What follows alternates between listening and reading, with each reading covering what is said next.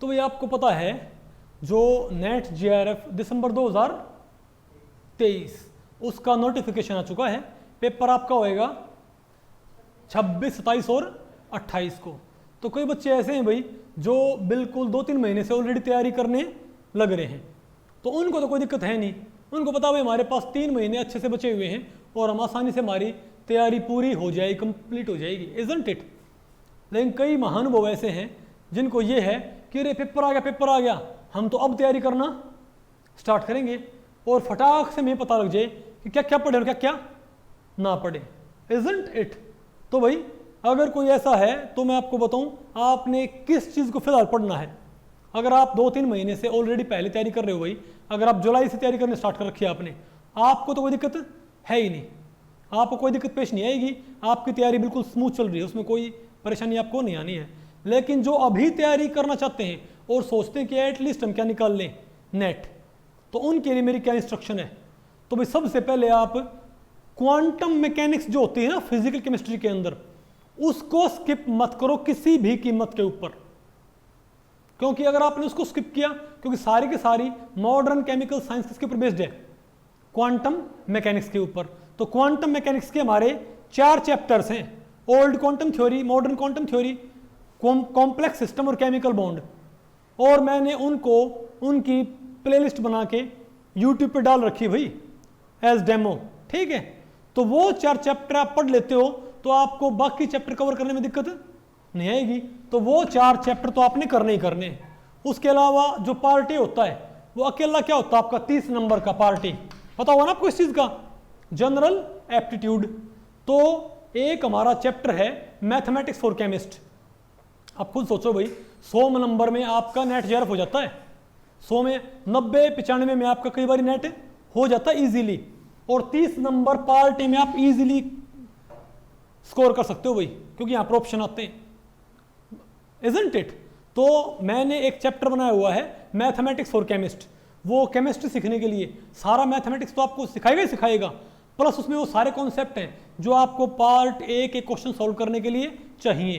जैसे कोई सीरीज हो, एपी सीरीज, जीपी सीरीज, कोई एंट्री वहाँ से मिस कर दी, बात आपको पहले पड़ी, मेंसुरेशन है, ओके, वो सारे हमने वहाँ पढ़ा रखे हैं। तो मैथमेटिक्स फॉर केमिस्ट जो हमारा फिजिकल वॉल्यूम 1 का पहला चैप्टर है, उसके सारे वीडियोस देख के फटाफट, ठीक है। और उसमें मैंने भाई पार्ट ए के जो पिछले साल क्वेश्चन वो सोल्व करवा रखे, ओके। जो वहाँ पर नहीं है आप पार्ट ए के जो क्वेश्चन उनको सोल्व कर लो, हमारी जो वेबसाइट है वहाँ से आप नेट के पेपर डाउनलोड करके और पार्ट ए के सारे क्वेश्चंस में से एक बार गो थ्रू हो जाओ। इन 30 में से आप 30 नंबर स्कोर कर लोगे तो आपके स्कोर करने कितने रहेंगे, 30 में से 25 आप जरूर स्कोर कर लोगे भाई। रहे कितने, 75 नंबर आपने क्वालिफाई करने, ठीक है। तो क्वांटम आपने पढ़ ली, हाँ। अब उसके बाद क्या करना है, तो ये तो आपका मस्ट, इसको तो आपने स्किप करना ही करना नहीं भाई। उसके अलावा एटलीस्ट आपका नेट हो जाए तो आप क्या करो, ग्रुप थ्योरी, सॉरी फिर क्या करो भाई, थर्मोडायनेमिक्स, इलेक्ट्रो और काइनेटिक्स, इनको मत छोड़ो, ये तीनों करने हैं। इनऑर्गेनिक पूरी करो, क्या मैं आपको बता रहा हूं मिनिमम, जिससे आपका भैया एटलीस्ट नेट क्वालिफाई हो जाएगा। जो बिल्कुल जिसके हाथ पैर फूल रखे हैं अब कि 2-2.5 महीने में कैसे मैं क्या पास कर सकता हूं, ठीक है।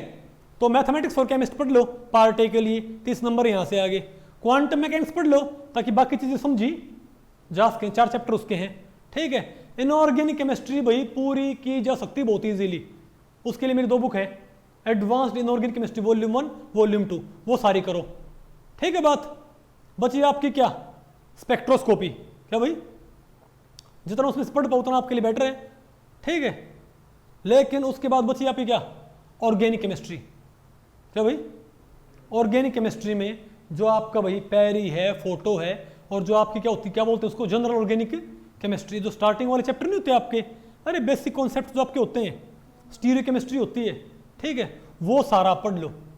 और उसके बाद भी आपके पास टाइम बच जाए ना तो एनएमआर जरूर पढ़ लो भाई, क्या एनएमआर, क्योंकि एनएमआर में से 4-4 नंबर के 2 क्वेश्चन और कई बार 10 नंबर का उसमें से पक्का आना ही आना है आपका, ठीक है। बात स्पेक्ट्रोस्कोपी में इसको मत छोड़ो आप, एनएमआर को, और टाइम हो तो आप भाई ये रोटेशनल स्पेक्ट्रा, तो मैंने आपको पता मिनिमम। उसके बाद अगर आपके पास टाइम बच जाता तो आप भाई मतलब इनऑर्गेनिक कंप्लीट, फिजिकल में quantum mathematics for chemist part A के लिए, और साथ में क्या था आपका इलेक्ट्रोकाइनेटिक्स, थर्मोडायनेमिक्स, स्पेक्ट्रा में से एनएमआर, और ऑर्गेनिक केमिस्ट्री में से स्ट्रक्चर एंड बॉन्डिंग के 4 चैप्टर। कौन से 4 चैप्टर स्ट्रक्चर एंड बॉन्डिंग के? मेरी बुक से वही, ठीक है बात। उसमें सारे बेसिक कॉन्सेप्ट होते हैं और स्टीरियो वगैरह, और साथ में पेरी और फोटो। इसमें मैं आपको बताता हूँ आपका भाई एटलीस्ट नेट निकल जाएगा। ओके, और भाई अगर आप ज़्यादा टाइम दे सकते हो डेली, ठीक है, तो आपको पता है हमारा जो बैच होता है वो तकरीबन 600 घंटे का है। कितना? 600 घंटे का हमारा बैच है भाई। तो अगर आप उसको पढ़ लेते हो, अगर आप डेली 8 घंटे निकाल लेते हो पढ़ने के लिए, ठीक है, तब तो आप ये मानो 60% सिलेबस, आप 70% सिलेबस 2.5 महीने में कर सकते हो, और आसानी से, बड़ी आसानी से JRF निकाल सकते हो टॉप 50 रैंक में। क्योंकि हमारा जो कोर्स है वो नेट के सिलेबस से कहीं ज़्यादा सिलेबस हमने पढ़ा रखा है, ऑप्शन वाला हमने पढ़ा रखा सारा, ठीक है। तो अगर आपने जो हमने सिलेबस पढ़ा रखा है, नेट का सारा सिलेबस आपको पढ़ने की जरूरत नहीं होती, क्योंकि ऑप्शन में क्वेश्चन आते हैं। तो अगर आपने हमारे बैच का 60% भी कर लिया सिलेबस, तो वो भी JRF के लिए मोर देन एनफ है। ओके, तो अपना भाई फोकस से अपना पढ़ना शुरू कर दो। अब आपके पास आराम करने का टाइम नहीं है। ओके, ठीक है।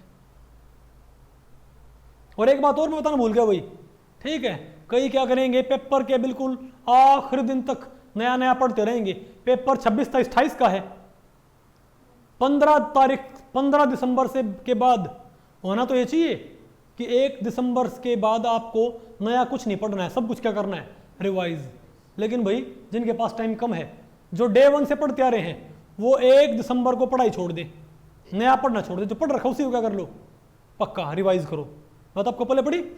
लेकिन जिनके पास टाइम क्या है, कम है, जो अभी स्टार्ट करने की कोशिश कर रहे हैं, वो 15 दिसंबर तक पढ़ो, उसके बाद बाकी सारा क्या करना है, रिवाइज। नया 15 दिसंबर के बाद 26 दिसंबर तक नया टॉपिक एक भी नहीं पढ़ना है, नहीं तो जो पढ़ रखा होगा वो भी क्या हो जाएगा, सारे का सारा वेस्ट हो जाएगा। ओके, ठीक है।